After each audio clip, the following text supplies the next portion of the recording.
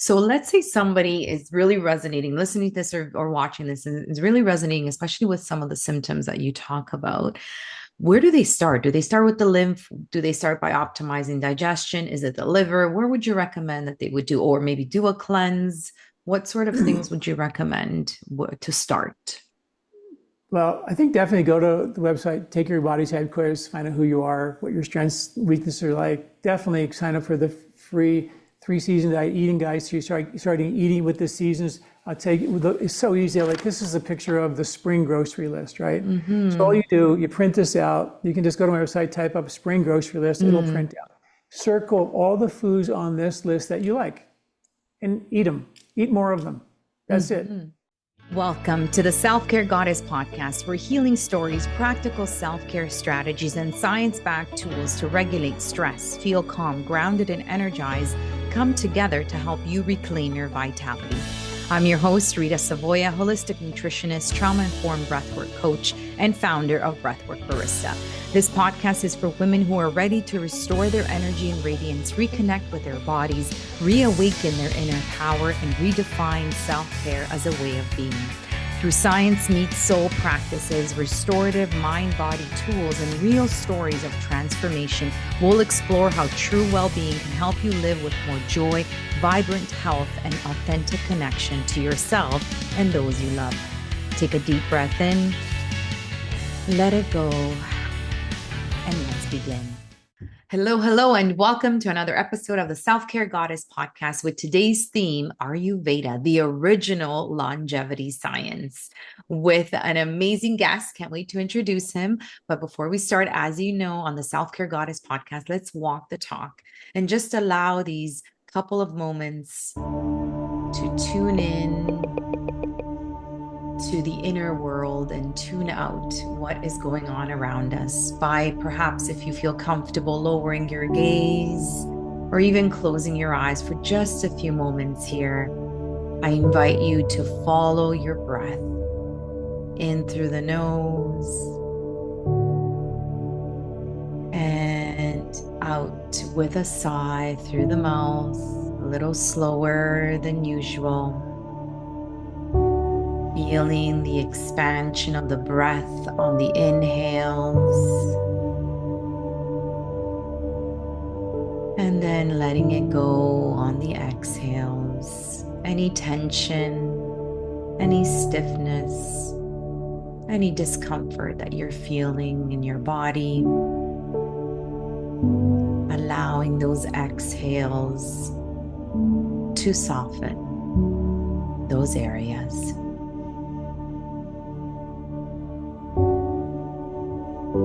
Continuing to follow your breath in through the nose, expanding the belly, the rib cage, and the chest, and then letting it go with a sigh through the mouth. I now invite you to follow these breaths into the area of the heart. So allow these breaths to inhale, exhale through the heart area. Where attention goes, energy flows. So let's energize this beautiful organ that's keeping us alive. And I invite you to visualize someone that you're grateful for today. And send them the love, the gratitude, and the appreciation from your heart to their heart.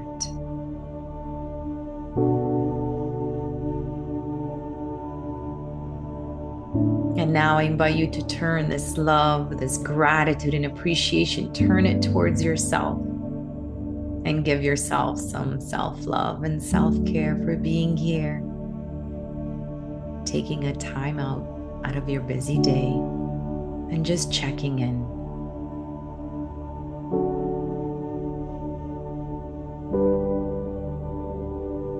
On your next inhale, I invite you to slowly flutter your eyes open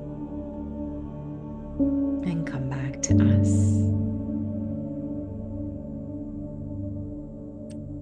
Thank Thank you for participating in that quick coherence technique from the Heart Math Institute. Just a really quick way to check in and reset if you need it. So today we have the famous Dr. John Douillard. So he is a well-known expert in Ayurveda and the founder of LifeSpa.com, a leading authority on evidence-based Ayurvedic healthcare. He has over 40 years of experience helping people achieve lasting health, vitality, and longevity. Dr. John's journey began in 1986 in India, after which he collaborated with Deepak Chopra to train doctors in Ayurvedic medicine. As a chiropractor and sports medicine specialist, he used Ayurvedic principles to improve athletic performance and worked with athletes like Billie Jean King. Dr. John has written 7 books and over 1,500 educational articles, empowering a global audience of more than 11 million to reverse aging and heal naturally. Wow, what an honor. Thank you. Thank you so much for being here with us today. How are you? Very well, and thank you for having me. Appreciate it. Thank you. Thank you. So can you share us a little bit more? I mean, 40 years, you look great, by the way. How old are you, doctor? I'm going to be 69 in a month. Amazing. Okay. So for the viewers can definitely see how amazing your skin looks and just in general. So tell us a little bit more. I mean, your journey started in 1986 in India. And so what were some of those pivotal moments that are allowed you to be on the mission that you're on today? We're very curious. I went to India in 1986 for a maybe 4 to 6 week vacation to try to learn Ayurveda. And I was very fortunate because I found an Ayurvedic doctor there and they invited me to stay permanently. And I was a little reluctant to do that, but I ended up staying for about 1.5 years studying Ayurveda. That's where I met Deepak Chopra, and he was opening an Ayurvedic center in Massachusetts. He needed somebody to help run it. So I co-directed that with him for 8 years. And then I was kind of thrown into the arena of teaching medical doctors. And I'm a chiropractor by trade. And so it's sort of weird for this chiropractor to be teaching these medical doctors Ayurvedic medicine. So it just became really obvious for me that the best way for me to do this would be to connect the ancient wisdom with modern science, speak their language, And that's what I've been doing ever since. And now we have over 1,500 articles on my website at LifeSpa where, you can just search up your health concern and find an article about ancient medical wisdom for a particular condition and all the science. Because, if you just take science alone, it's very confusing. We don't know what to eat. Should I eat a carnivore diet, a vegan diet, a vegetarian diet, a Mediterranean diet? Coffee's good, coffee's bad, soy's good, wheat's good, wheat's bad. Nobody knows really for sure. Because if you look at the science, you can get whatever you want. It seems to be whoever's funding the study. But when you have something that's been around for thousands of years, which is a traditional system of medicine, still one of the largest in the world today, and you have modern science to back it up, I kind of feel like if it didn't work, they probably would have stopped using it 100 years or after 100 years. But to be around for 2,500 years or more, that's crazy. And now to have science to back it up. That's what, also, and the unbelievable logic of Ayurvedic medicine and the scope that it has on so many levels. It's just fascinated me. And I've been doing it for, since 1986. Incredible story. Amazing. So I did study my nutrition program, Ayurveda. We did have one course and it was just, wow, mind blowing. And what I loved about it, it was a lot of common sense. And it's like, of course, this makes sense. Of course, we should be doing this. And of course, we should be doing that. So that's why it really resonated with me. So tell us a little bit more for those that are not familiar with Ayurveda. What is it? And how is it different from Western medicine? So, well, it's different from Western medicine because Ayurveda helps the body heal itself. It's just going to encourage your body to do the job of the healing. Where naturopathic medicine, sort of functional medicine, is going to sort of help the body do the job with sort of do the job for the body in a natural-esque way, give you natural hormones and natural laxatives and digestive enzymes and things like that. Do the job for you, but naturally. And then Western medicine is going to do the job for you at any cost with side effects and things like that. So Ayurvedic medicine is that system is going to help to figure out what the underlying cause of your concern is and how to restore balance. Ayurveda, Ayu means life, Veda means truth. So it means, and science. So it means the science of living. So what they did was they did a really deep dive into nature, which is so cool.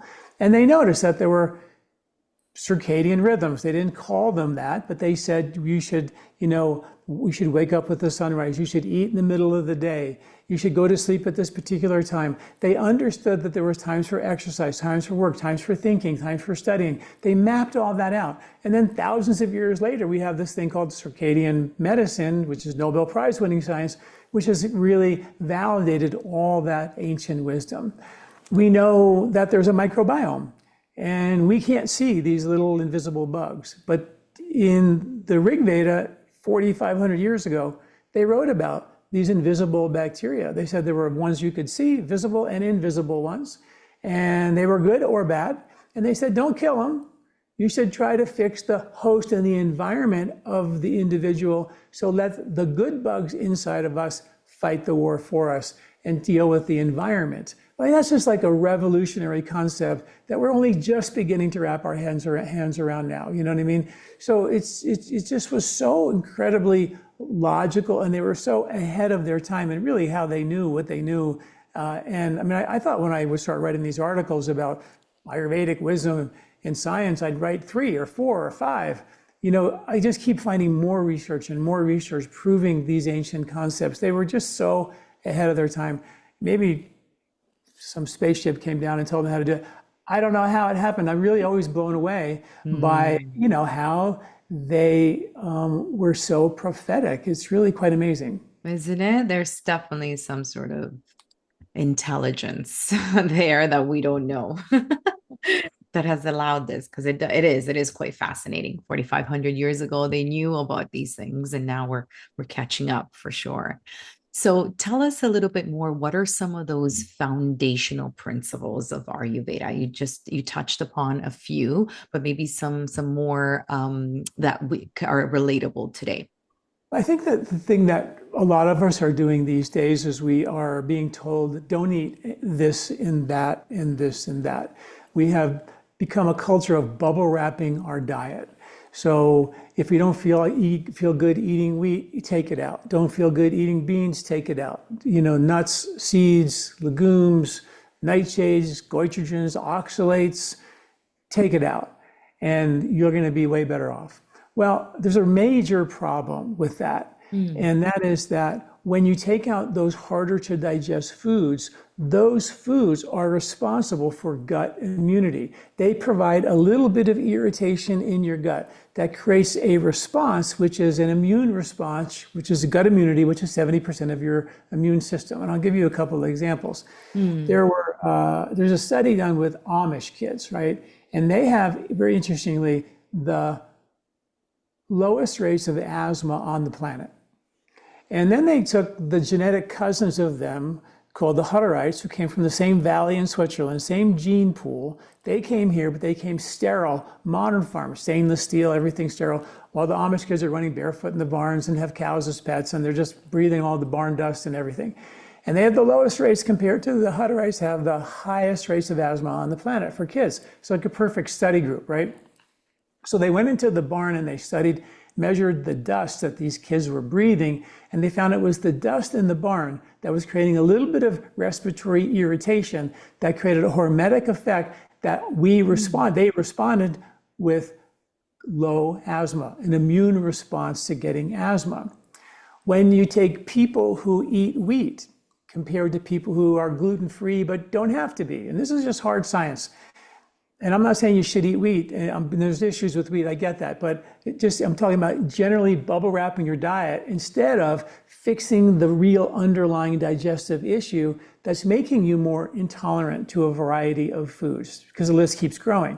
So the people who ate wheat had 4 times less mercury in their blood than the people who were gluten-free but didn't have to be. The people who ate wheat had significantly more killer T cells, less bad bugs, and way more beneficial bacteria in their gut compared to the people who were gluten-free and didn't have to be. And there were 2 Harvard studies that showed that the people who eat wheat compared to people who are gluten-free, both 100,000 in each of those studies, the people who ate wheat because of the fiber and other things in natural wheat, there's significantly less diabetes and significantly less heart disease. So, and when people are celiac, let's say, and I'm not talking about celiac in those studies, people get off wheat and they feel better. But that's not the end of the road for them. That didn't solve their problem. People who are celiac have long-term, long-standing nutritional deficiencies. Taking the wheat out of the diet didn't fix their problem. It gave them symptomatic relief. Taking the oxalates out, taking the goitrogens out, taking the nightshades, the beans, the nuts, the seeds. I have so many patients now. And I started my practice in 1984. I never heard of anybody tell me they couldn't eat rice and beans. I mean, I just never heard of that. I mean, half the world eats rice and beans. They would die if we took it out of their diet. And now, on a regular basis, people can't eat rice and beans. Like, what happened? The rice and beans didn't change. You could say the wheat changed, and you can make cases for glyphosate. But the reality is, our digestive system, when it's optimized, it can break down glyphosate. It can break down heavy metals, not in mass quantities like we have. It's crazy and it's bad, and the processed food's bad. But there's the elephant in the room and the canary in the coal mine is that we're just taking the food out of the diet.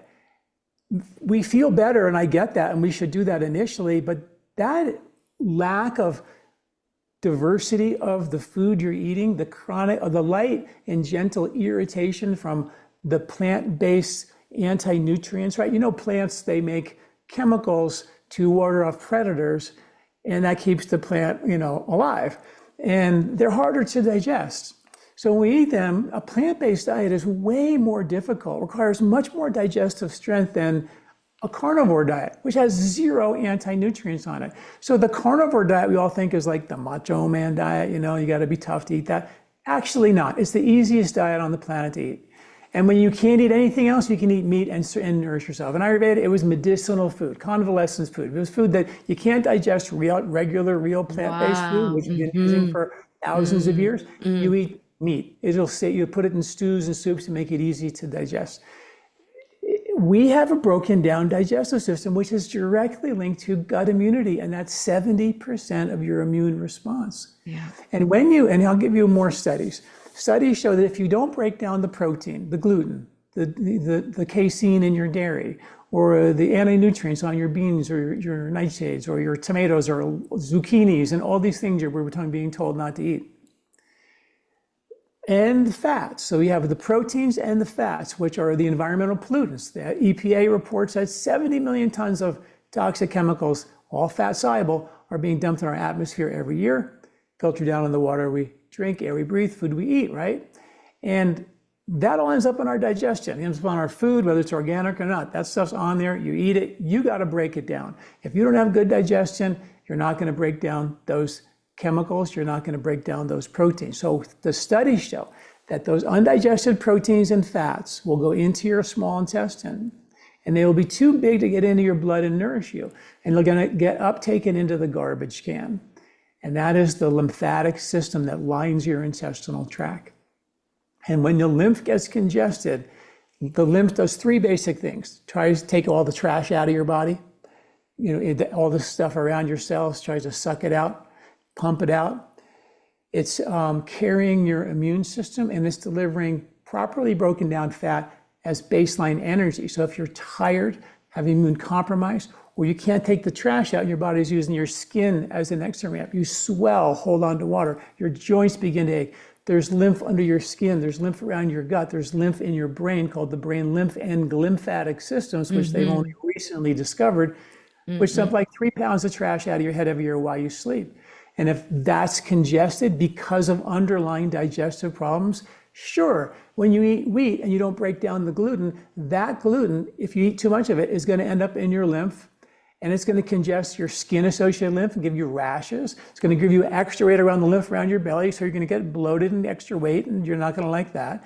And the brain lymph is going to get congested, and give you brain fog and cognitive issues. And that's all hard science. But the cause of all that is not the wheat. It's the inability to break it down. Right. So once we start strengthening the digestive system, then you begin to break down these foods, detoxify these chemicals, boost your immune response, and you don't have to go down the road of bubble wrapping your diet, where you end up without the natural diversity of foods, diversity of microbiome in the foods to give you that little bit of hormetic irritation of the gut, which is responsible for gut immunity.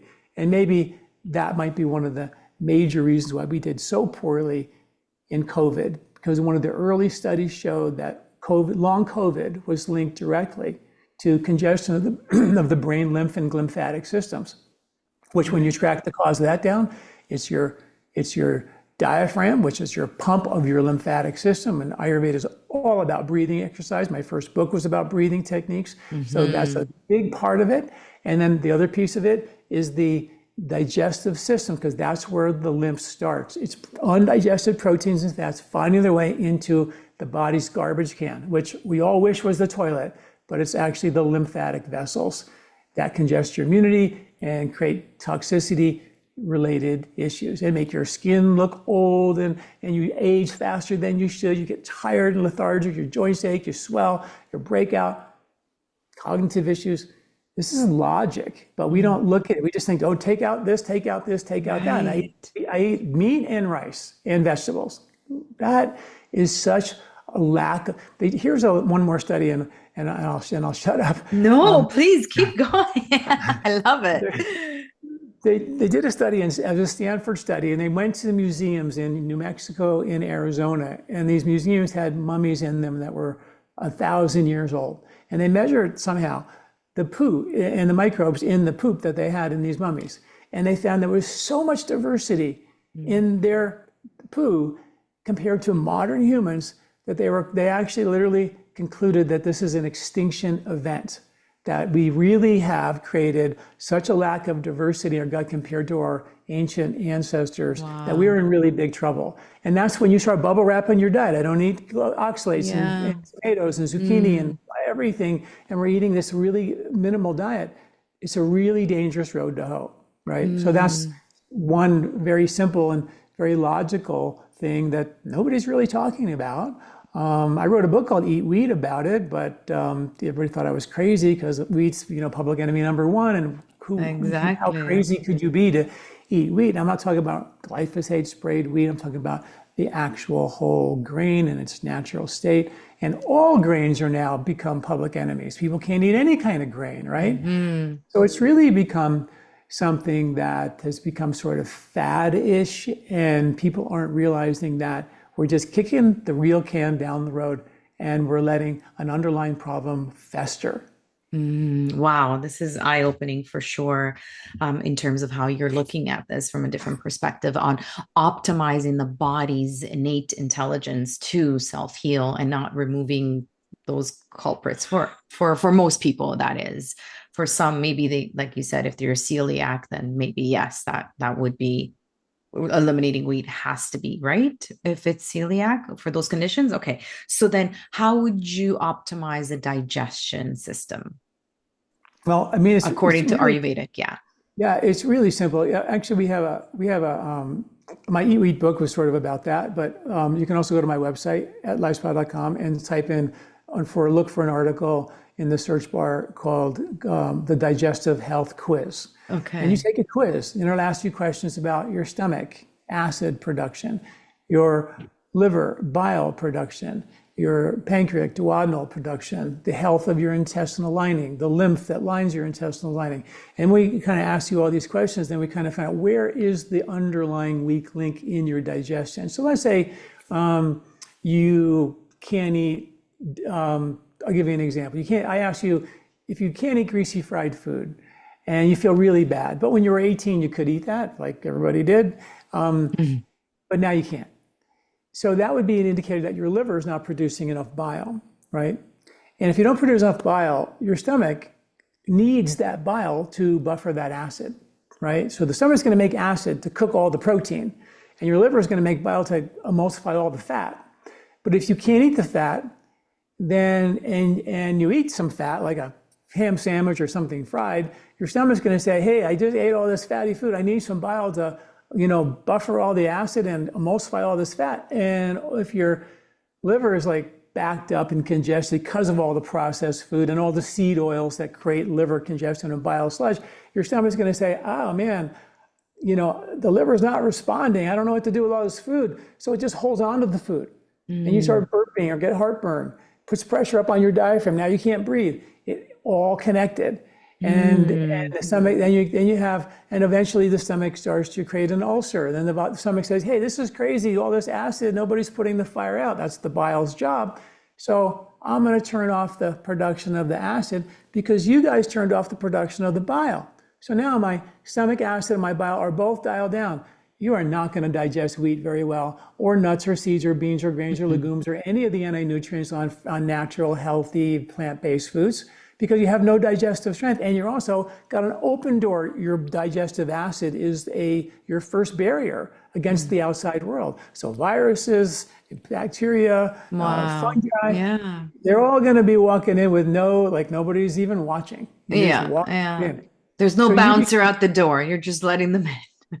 Exactly. We're vulnerable. Right. So that's where your digestion comes in so critical. We have to strengthen your digestion. I mean, we have a product called Gentle Digest, which is basically 5 spices, really simple.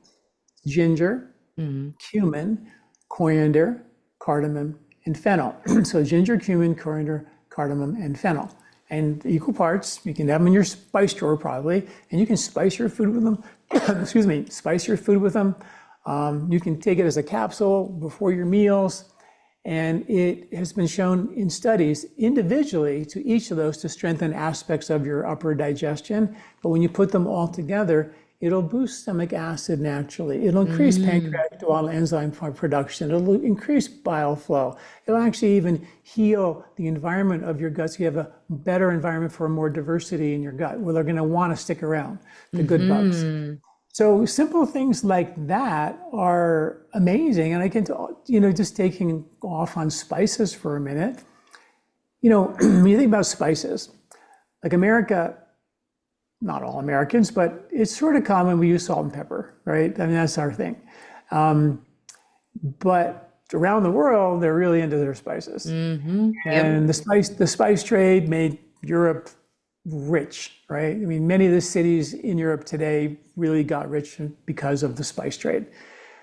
What we now know about the spices, you probably know that when you cook meat, you get what are called heterocyclic amines, which are cancer causing, right? When you cook and char meat. You probably know when you make a toast in the morning, it creates acrylamides when you toast or brown starches, which are cancer causing. You probably know when you cook anything too fast, it creates what are called reactive oxygen species, which are free radical damage linked to cancer. I wrote an article about spices and the research on spices, and it's actually spices like the ones I just mentioned completely mitigate. If you put that spices on your meat and cook it, it blocks the production of these heterocyclic amines, the acrylamides, and the reactive oxygen species. It's not just making it taste good. It was there to protect the food. So you take these ancient practices, and they knew that that they use these spices not just because they make it taste good. It was because it was part of the intelligence of using plants and combining plants together in such a way that you get medicinal effects and protective effects when you cook your food.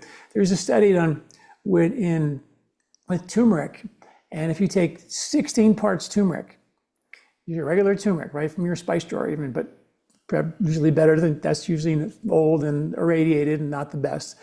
But you take good turmeric powder and 16 parts of that, 1 part black pepper, you put them together, it increases the absorption of that turmeric by 2,000%. Right. That study was done back in 2000, and it launched all this. Well, let's take the extract of curcumin or turmeric called curcumin and the extract of black pepper and put them together. We'll have this super duper American, super potent thing, which has now been extracted and soaked in alcohol, and it's now sterile. So in the turmeric and in the black pepper, you killed all the microbes. Now, if I killed all the microbes in you, you'd be different, completely different, which we've done with our food supply, by the way. We spray insecticides and pesticides on our food. So we're eating sterile food, and our gut has become sterile. And it's a bad, bad look. We know that, and it's a fact. It's an extinction event.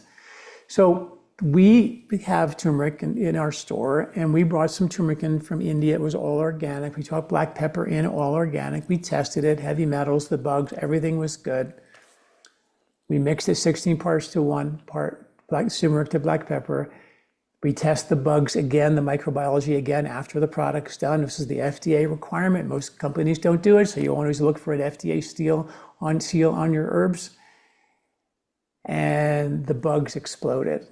And my manufacturer called me up and said, John, man, this is crazy. These bugs, like babies, like this is, and he goes, and it's all within the legal limits, and they're all beneficial bugs. He goes, this is a probiotic. And I was like, wow. I said, that's what Ayurveda is about, is taking the spices on the food, the turmeric and the black pepper together, like in a curry kind of a dish, and amp up the natural microbiome.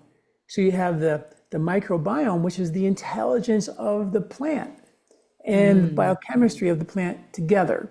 They're what are called bacterial endophytes. So on plants, there are bugs that are specifically attracted to those plants, and they support the benefit, the longevity, the intelligence, the immunity, and benefits, nutritional benefits of that plant. And when you take an extracted herb and you just soak in alcohol and take an herbal extract, which they're going to say 100 times more potent, it's sterile, no intelligence. Just like if we had no bugs in our gut, we would lose intelligence. And in a way, because of our microbial lack of diversity, we are becoming, over time, less robust, less healthy, less intelligent.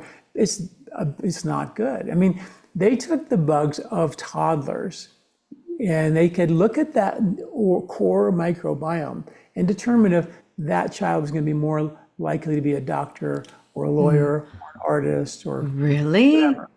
Yeah. How? These are called psychobiotics. We know that these bugs create a psychology. And when you look at them, you can look and see what that psychology might be. So it's really important that we understand, going back to really understanding how we got here over millions of years. And it wasn't by sterilizing things. It was by creating diversity. And a big part of Ayurveda is eating in the right season. Yes. Seasonal eating. Let's talk a little bit about that. Yeah. What does that mean exactly? Eat what's in season. I actually I post on what's in season every month. What are the fruits and vegetables that we should be eating? Because that's what's in season for, and it's easier to digest for our bellies. But yeah, you can explain that a little further. Yeah, no, that's fantastic that you do that, because I wrote a book about that in 2000. It was my second book, and it was called The 3-Season Diet. And everybody thought that I was kind of like out of it because there are 4. There's 4.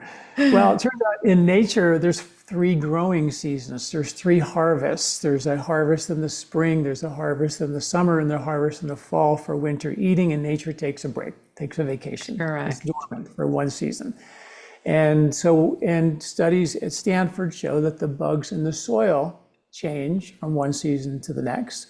Studies at Stanford with the Hadza hunter-gatherer tribe that still exists, that the bugs in their gut change from one season to the next. They had bugs in the springtime that were really good at getting energy from fat and fiber and protein, called actinobacteria, that were prolific in the spring. But in the summertime, their bugs changed dramatically. Their fuel supply changed dramatically to be bugs called bacteroidetes, which deliver sugar into the blood.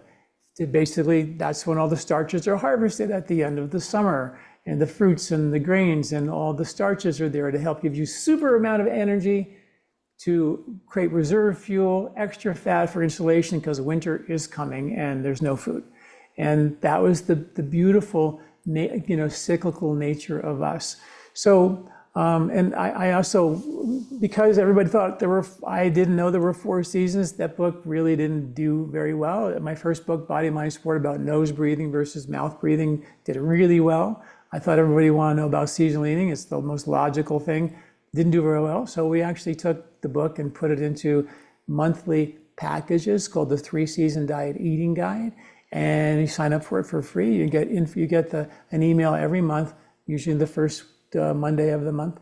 You'll get an email with recipes and grocery lists and superfoods for that month and all of what's happening in that month in nature. And because if you're in the wintertime and you're eating strawberries, strawberries and frozen smoothies, right? Yeah. And it's a cold season, and you live in a cold place like Vermont, and you're eating cold frozen strawberries and frozen smoothies, you just start building up that coldness. Now, Ayurveda would also want to evaluate your constitution, your body type. You have a free, really cool body type questionnaire. You find out, am I more like winter? It's called Vata. Am I cold all the time? Do I always need a jacket and a sweater? Do I always need more covers? And I'm a cold person in the cold season eating cold food. I'm going to freeze to death. And that's going to create an aggravation of cold and make you shiver and affect your nervous system and your sleep, and your joints will start to get stiff and achy and dry, like winter is cold and dry. But what if you were a summer body type and you were hot all the time, right? And I should say, in the wintertime, nature's harvest, which is what the squirrels are eating, nuts and seeds, that's the antidote for the cold and dry. Eating more protein, probably hunting animals and getting that animal fat and that animal protein.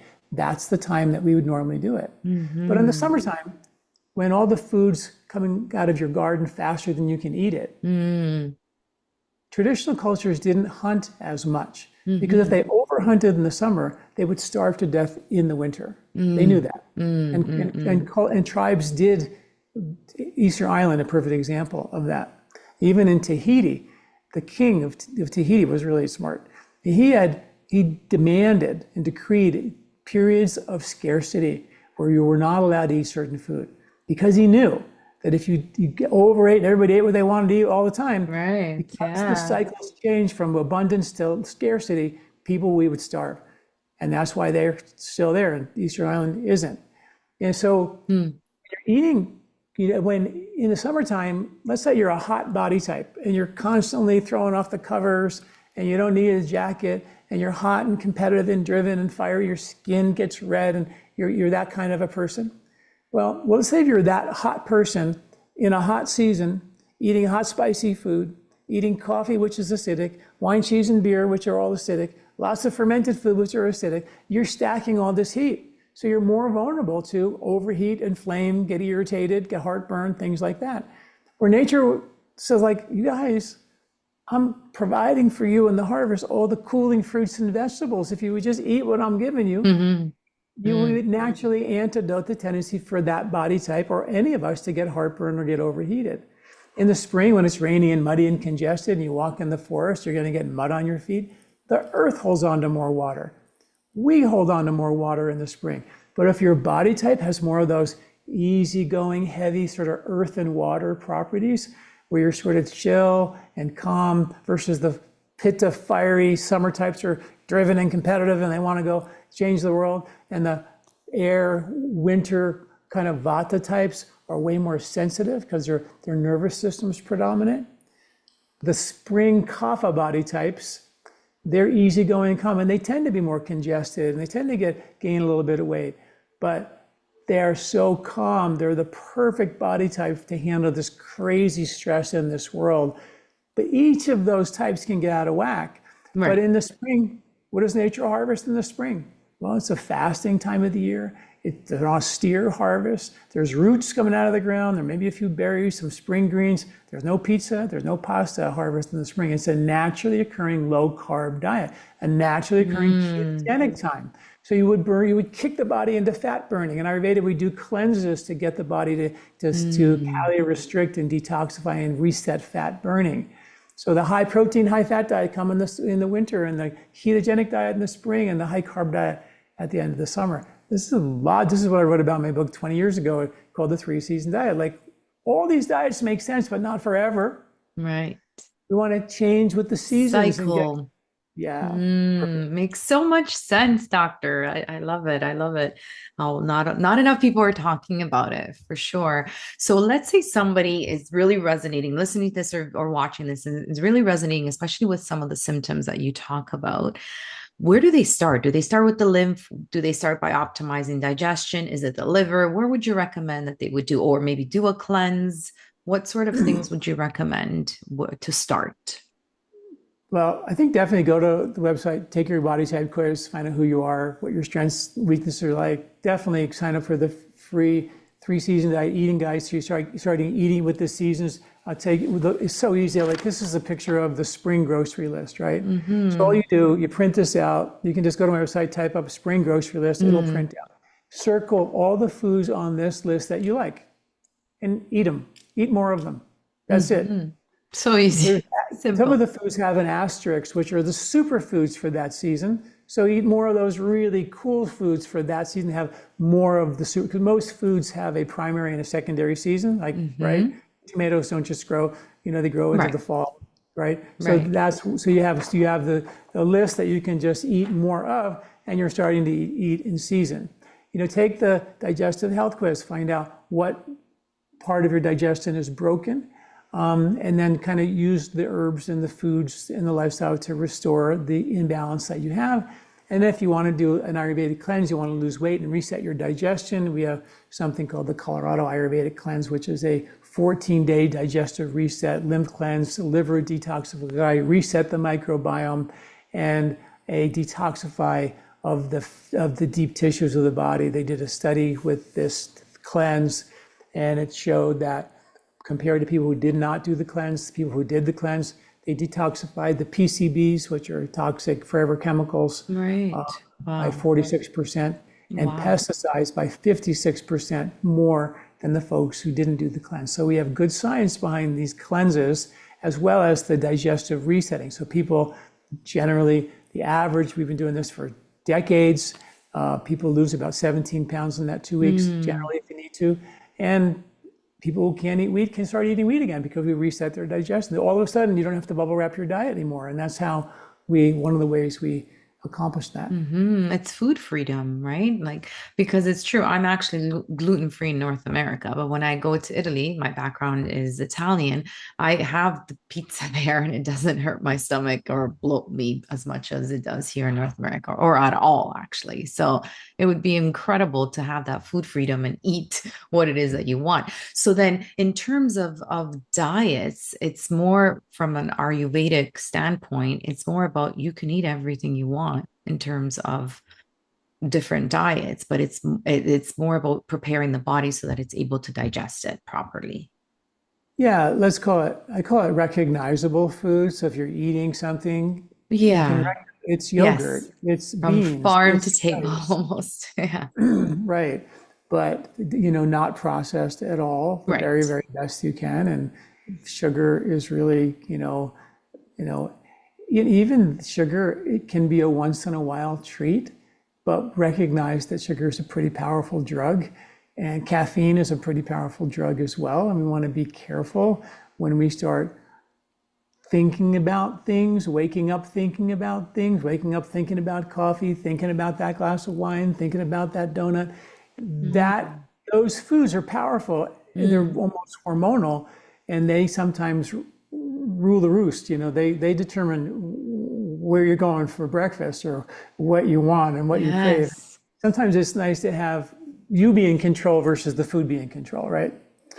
Agree. I love that. They did a really funny, for me it's not funny, but the study with a baby in a hospital, and a group of people came in to see the baby, and one of them actually brought a little sugar and put the sugar on the baby's mouth. And they all left, and a couple weeks later came back, and the same group, and the baby looked up and searched for the sugar guy. Wow. And locked his eyes on the sugar guy, waiting for the next hit of sugar.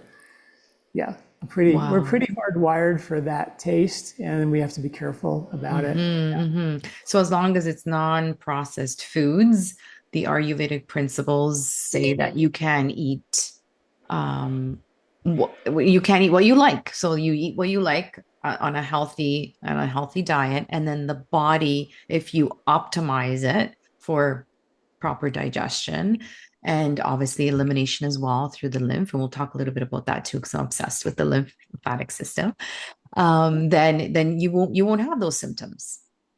Well, fruits are natural sources of sugar. Grains are natural sources of starch. And an interesting study showed that, first of all, the enzyme for starch is called amylase. And about 2 million years ago, humans started to produce their own amylase. Before that, they didn't. And so we make our own amylase to now digest our own starch. And it's a cyclical enzyme. to this day, you and I produce more amylase in the fall than we do in the spring. In the spring, there is no starch. Look outside your window in the spring. Where's the sugar? It doesn't exist. No. But in the fall, there's a lot of sugar coming out of the ground naturally. So we make more amylase at that time of the year to digest it. So in its natural form, and always try to find the fruits that are the least sweet, because we created, we amped up the sweetness of pretty much everything that we could. So we have to be careful about that. But yeah, those foods in moderation during that time of the year are going to be fine. So what are your thoughts on dairy, cow dairy specifically?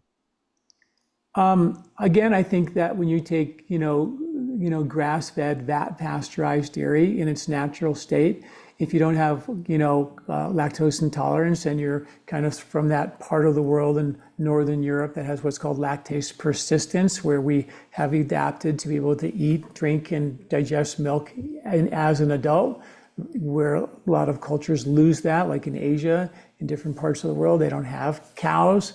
So depending on your ethnicity and your genetics, then dairy can be fine. I mean, look at the people in Switzerland. They're fine. They're not like, they're very healthy throughout Europe and France. I mean, they always would wonder, how is it that the people in France, they call it the French paradox. They eat all this fatty, eat all this cheese. They don't have heart disease. They don't have cholesterol issues. They don't have anything. What would they do though is they eat their biggest meal in the middle of the day, and when they sit down, they relax, and it's like a whole dining experience. And they have this thing called supper, which comes from the word supplemental or soup, and they eat a very small light meal in the evening. And I'm talking about traditional France, not now modern France. And because if you look in the agricultural regions in France and in Europe, this is how they still do it. And now we have research that shows that if you front load the same exact meal, the same exact food, the same exact calories, you have it for breakfast and lunch versus lunch and dinner, dramatic improvements in metabolic syndrome and weight loss when you front load the food. You eat late at night, there's just really nobody there to cook it. The cooks go home at sunset. And so eating late at night is kind of the American thing that we do. And it's really problematic. And also how we eat our food, eating in a rush on the phone, in our car. Watching the 6 o'clock news. Which is like as traumatic as you can get. Yep. So the body's like panicking because of this newest, latest terrible thing. And your digestive system only turns on when you actually are in a parasympathetic rest and digest mode. If you're in fight or flight and there's a bear chasing you up a tree chronically every day of your life, your brain is saying, don't digest anything. Don't order pizza. Let's get up a tree, save your life. So the body, literally when you're stressed and eating, turns down and off your digestive strength. There's an old saying in India, in Ayurveda, that says, if you eat standing up, death looks over your shoulder. Wow, I love that. That's not good, yeah. So like you start putting all these little things together, learn how to breathe properly, get your diaphragm involved with digestion and lymphatic movement, eat seasonally, which is not really that hard, eat at the right time of the day, take time to eat it, reboot that weak link in your digestion, and all of a sudden you really mitigate many of the unnecessary aging factors that we are all paying a price for with chronic degenerative disease. You don't have to. I feel so blessed to have stumbled upon this profession because I feel so healthy at this age. It's just, I just feel fortunate, and but I feel like our culture just feel like everybody has to be on a medication, and everybody has to be, have surgeries and all these things, and go see the doctor all the time, and it's a lot.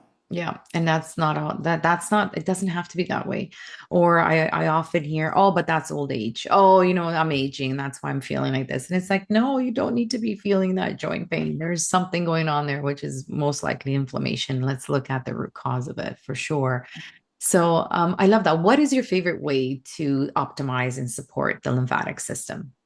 Oh, well, the lymph is the largest circulatory system of your body, right? Controls immunity, detoxification, and energy.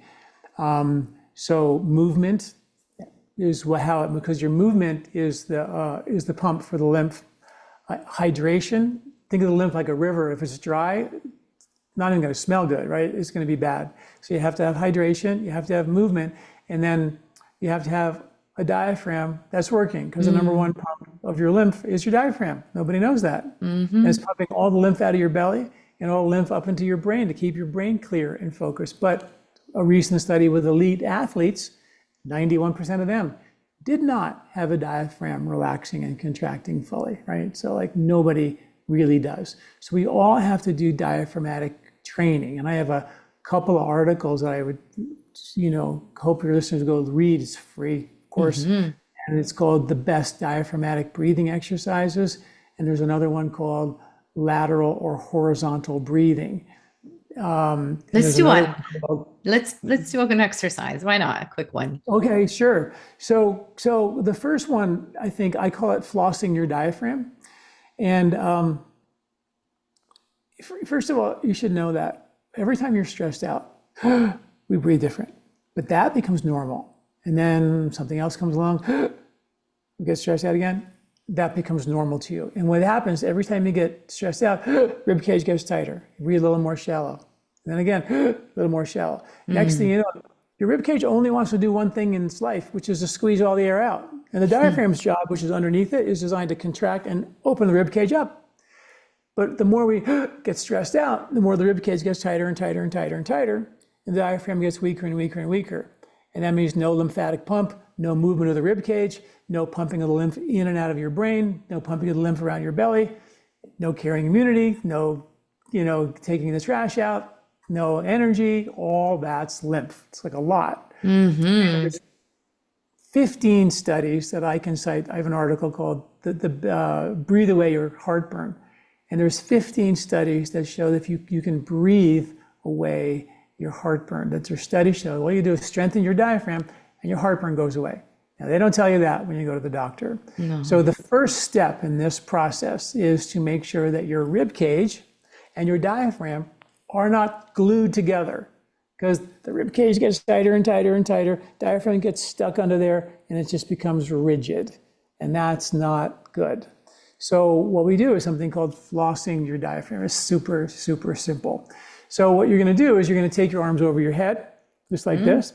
Yeah. And then you're going to, before I screw that up, take your arms over your head, and then breathe only through your nose, and now fill your belly only, okay? And now fill your chest as you continue to inhale. Now your upper chest. And as you continue to breathe in, keep breathing more in and reach as high as you can reach. In. And come back down. You probably, as you went to that very top of the reach and top of the breath, you felt a little pull under your rib cage. Now let's do it again. And do it nice and slow. Fill your belly all the way. Chest all the way. Upper chest all the way. Reach for the sky. Suck in it, sip in a little more air. And come back down. And you probably felt kind of a pull under there, like a really good stretch. Like when you watch your dog wake up in the morning and they're doing that and they're yawning. That's what's happening. Then you're going to do 10 of those, and you do 10 to the side. Go to the side, and now fill your belly all the way. Chest all the way. Upper chest all the way. And then come back and do 10 on each side. Feeling it. Simple way to do it, right? Like we're doing it right now, right in front of our computer, while you're stretching, while you're waiting for an email or whatever. Yeah. So simple. And that's the beginning of getting your rib cage elastic. Feeling the expansion. Yes, I felt it. Yes. Yeah. So that's a great way to start. I love it. I love it. Well, I am obsessed with mouth breathing and nose breathing. Want to just give us a quick, I guess, what are the dangers and the negative effects of mouth breathing? Yeah, when I came back from India, I was a triathlete, and that's how I got into a lot of this, was looking to replicate the runner's high, where your best race is your easiest race and all of that. And so we did studies on the difference between mouth breathing and nose breathing. And we found that when these high school athletes would breathe through their nose, their brain waves would go into a meditative alpha state, which means like imagine running as fast as you can run, but your brain responding to that stress as a meditation. When they came back and did the same workout with their mouth open, the brain went into a fight or flight state, beta state. We measured the breath rates. When they were breathing through the nose, their average breath rate of all the athletes was 14 breaths per minute. The average resting breath rate is about 16 to 18.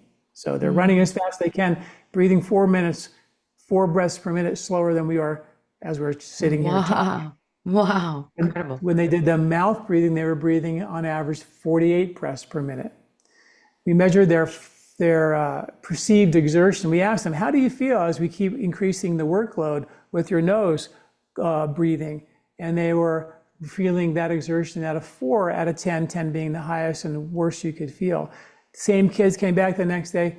They did the mouth breathing workout. How did you feel when you're increasing the exertion? 10 out of 10, they felt. And the really cool one was that we measured the fight or flight nervous system, which normally in exercise, the fight or flight goes up to 100% and your parasympathetic zeroes out. So you're a full-blown fight or flight. And that's the whole concept. Stress your body and then recover, and then stress your body, recover. The body is young enough and resilient enough, it'll recover and you'll be stronger the next day until you get old. Then you don't recover as well and you don't get stronger, and we're all limited by how much stress we can endure. That's why athletes are washed up by 30, generally speaking, right? We squeeze out as much as we can in their early 20s, and then we're done. So the whole athletic program is designed to get the most out of them for 5 years. And Ayurveda is like, we want to get the most out of you for 100 Forever. years. Right? So it's like, doesn't make any sense. So that was my first book, Body, Mind, and Sport. We wrote about all that research and everything. So when you exercise, what I'm going to ask you guys to do, a really simple first step, is to breathe through your nose and go for a walk and count how many steps you take during the inhale. And then count how many steps you take during your exhale, okay, through the nose. And your goal is 10 steps for the inhale and 15 to 20 steps for the exhale. So as you learn how to extend your exhale, you will naturally engage your abdomen, which will contract in an effort to squeeze the air out. It'll contract onto your diaphragm, which will contract onto your heart, which creates a vagal response, which puts the brain into an alpha state and makes you calm. So that's one very simple exercise. The other one, as you begin to exercise and become a nose breather, and I've got an article called, getting into the runner's high or getting in the zone with exercise, and all this is there. And if you're exercising, just breathe in through your nose and out through your nose and in through your nose. And notice at the top and the bottom of each breath, there's a little pause. It's not like in, out, in, out, in, out. It's a gentle in and out and in and out. So establish that as part of your warm-up. Then as you begin to go a little faster, walking or on a treadmill, whatever, notice that breath at some point, you're going to lose that space between the breaths. You're going to start to breathe a little faster. You're still breathing through your nose, but you haven't opened your mouth yet. But the breath space you lost the space, the natural linking in the breath. Right. So then you slow back down, reestablish that pause, and then go after that again. And you'll see that the limit to where you lost the space between the breath the first time, you can do so much more the second time. And I know this to be fact because, first of all, I wrote a book about it. We published studies on it. And then for about 10 years, I gave a free class in Boulder where we had thousands and thousands of people come over the years. Every week it was a free class, and people would come again and again and again from all over. One day we had a bunch of fire trucks showed up in my class. And these guys came out of their truck, got all dressed up with their helmets on and everything, their tanks. And I go, what's going on? He goes, we're here for the class. I'm going like, really? He goes, it was Denver Fire Department in Boulder. Right? And I was like, we were at North Boulder Park in Boulder. And he said, yeah, one of our trainees came and has been coming to your class, and we have an annual competition of running hills to see whose tank can last the longest. And this guy's tank lasted 36 minutes. The record was 28 minutes. He blew it up. And we wanted to know, and he said, I came to this guy's class, you should go. So here we are. So I ended up doing a whole in-service to the Denver Fire Department to teach me how to nose breathe, because they said 1 minute can save a life. You're talking about 6-7 minutes. That's game changing for them. So it's just a matter of creating that respiratory efficiency, making sure your diaphragm doesn't get weaker as you age. And of course, there's so much more about this to talk about. That's a really a great intro to get you guys started, for sure. And the awareness of how important it is. And yes, I have taken your course. Super, super informative, very amazing insights. And I love how you back it up with research and amazing stories like you just shared with us today. So so what is there a common advice, Dr. John, that you tend to give people? Curious. I think that the common advice that I would say would be stop, take time, and eat your biggest meal in the middle of the day, but eat it in a relaxed way. And then after that meal, go for a walk. Yeah. This is called Shata Pavali in Ayurveda, where you take a walk after a meal. And when I was 27 or 8, I went for my first Ayurvedic consultation, and they took my blood pressure, and they said, John, you got high blood pressure. And I was like, what? That's impossible. I exercise, I meditate. And they said, oh, I'm sorry, you got high blood pressure. I was like, I was 28, I couldn't believe it. And so the doctor comes in to the room, Ayurvedic doctor, and he looks at me, takes my pulse, does all this stuff. And he said, what do you eat for lunch? And I said, well, I'm just getting in my practice, and I've got a busy practice, and I'm always behind, trying to get caught up, and I usually don't have time for lunch. And my boss is into these chocolate truffles, so I'd pop 2 of those and then go into the afternoon. And I would finish my day feeling like I was hit by a bus or a truck. I was so exhausted. I'm 28, I'm going, and I used to say to myself, this can't be the rest of my life. This is like so bad. I felt so tired at the end of the day, like wasted. I'd have to go meditate just to feel human again, which is not what meditation was designed for, to shovel, to pick you up and repair you from a days of stress. Life shouldn't be so stressful. Meditation should be a spiritual endeavor, not a stress reduction, tool. It can be that, but so he said, looked at me and he said, go home and have a nice, big, relaxing meal in the middle of the day. You'll never have high blood pressure again. I'm like, come on. I want one of those Ayurvedic pills. Give me something to fix this, right? Yeah. And he said, no, you don't need any pills. Just do what I said. I did it. Blew my mind. My blood pressure, to this day, is like 110/60, 65. I mean, I have low blood pressure now. And I did a pilot study back in the late 1980s. Well, that was 1985, 1986, with my patients. And I saw their blood pressure lower. And that's what sort of got me even more into Ayurveda and circadian medicine way back then. Like, wait a minute. Then I started seeing my patients. We would take them off of wheat. We take them off of dairy. And they feel better. And 6 months later, they come back and now they're intolerant to something else. Yes. And it became very clear that taking the food out of diet didn't fix anything long term. We just gave them symptomatic relief, and then the food intolerances just grew like a monster. And we would give them probiotics, and of course, you got to keep on that for the rest of your life. And in Ayurveda, there's ways to restore a healthy microbiome naturally without taking probiotics for the rest of your life. So there's just all this incredible, useful, easy information for the public to glean and use and get self-sufficient. So amazing. And it's a lot cheaper too. Oh, yeah. A lot more cost effective as well. So is there an advice that you've ever been given that still holds true today? Well, that advice, okay. You eat a big meal in the middle of the day, absolutely. And you still do it today. Yes. Well, we have 6 kids. My wife and I have been married for 36 years, and we have 6 children. And when they were all young, they were all young a lot. We had a lot of young kids. They all came quite quick. And it became very clear that we didn't have any idea what they ate for lunch. You put a bag, you make it for them, and who knows? Nobody really knows what happens at that lunch break time. It's a big mystery. And so we knew one thing is when they would come home, they were starving. And if you gave them cookies and milk or something like that, they would get a blood sugar high, and then an hour later they're crashing, and now they're fighting with each other, and they're not doing homework. So because of my experience before I was even married of having a big lunch, my wife would cook a nice big lunch, and I would come home and eat it. And then I'd go back to work, and the kids would come home, and there'd be vegetables and rice and beans and food on the stove.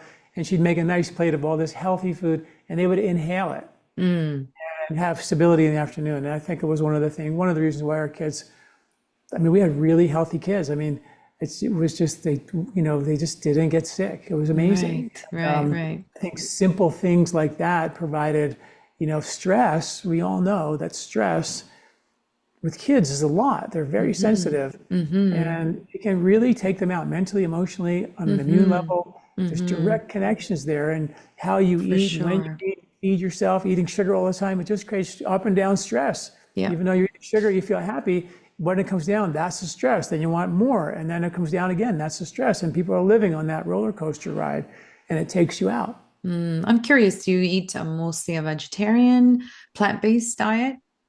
I eat mostly plant-based diet. I tried the carnivore diet to see. I've tried the vegan diet, keto diet. I just couldn't eat all the dead stuff. I felt like I was eating dead everything all day. Everything was dead, and I just couldn't do it.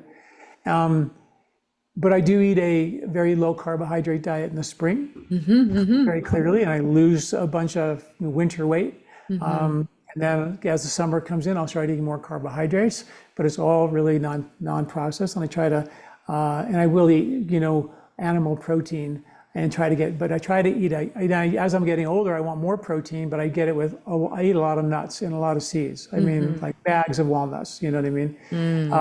So yummy. I try to get it that way. And I will eat yogurt and some cheese and some dairy, and some animal protein, mostly fish would be my go-to there. But I'll have some red meat here and there. So I don't have anything I won't eat. As long as it's,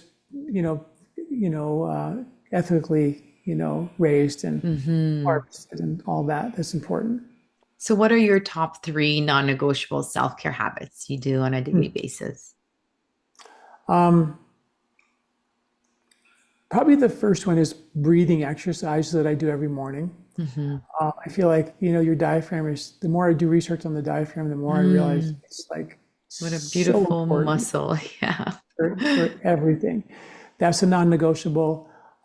Definitely a big meal in the middle of the day is a non-negotiable for sure. And the other one is meditation. I absolutely spend at least 10 minutes up to an hour in meditation every day, for sure. I think those are the 3. Yeah. Beautiful. Thank you. So what is your legacy, Dr. John? What do you want to be known for? You've done so much since 1986. What do you want to leave behind this world? I kind of always wanted to make a dent in this culture.